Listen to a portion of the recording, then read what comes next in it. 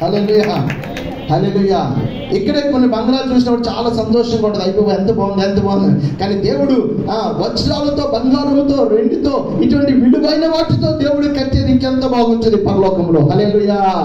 పరలోకమేనా అంతఃపురము, చేరాలనేనా తాపత్రయం. పరలోకమేనా అంతఃపురం, చేరాలనేనా తాపత్రయం. యేసుదేవరా కనికరించవా, దారి చూపవా.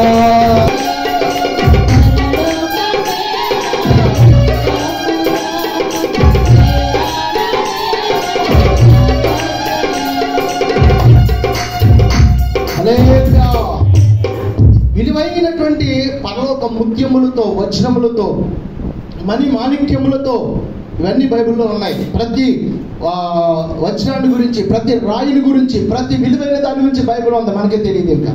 కానీ వాటితో, నీలాభరణములతో నీకు నేను నివాసమును కడుతున్నాను అన్నాడు దేవుడు. అంటే దేవుడు మనకు విలువైన వాటితో, పనికిరాని వాటితో కాదు, విలువైన వాటితో దేవుడు మనకి గృహాన్ని కడుతూ ఉన్నాడు, నివాస స్థలాన్ని కడుతున్నాడు. ఈ విషయాన్ని మనం గుర్తించుకోవాలి. హల్లెలూయా, హల్లెలూయా. నీకు కట్టేలు ఎంత విలువైనదిగో, ఎంత శాస్త్రమైనది దేవుడు కడుతున్నాడో అర్థం చేసుకోవాలి.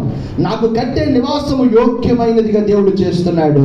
దాంట్లో నేను ఆనందించేదిగా చేస్తున్నాడు. అసలు దాన్ని కన్నులతో చూడటానికి కూడా యోగ్యత లేనిది దేవుడు నాకు ఇవ్వబోతున్నాడు. అది గొప్ప పరలోక రాజ్య అనుభవం. హల్లెలూయా. మోషే కానాను చూడాలని ఎంతో ఆసక్తితో ఉంది, కానీ అతడు చేసిన ప్రార్థన బట్టి కానాను చూడలేకపోయినా చాలా బాధపడ్డాడంట మోషే. హల్లెలూయా.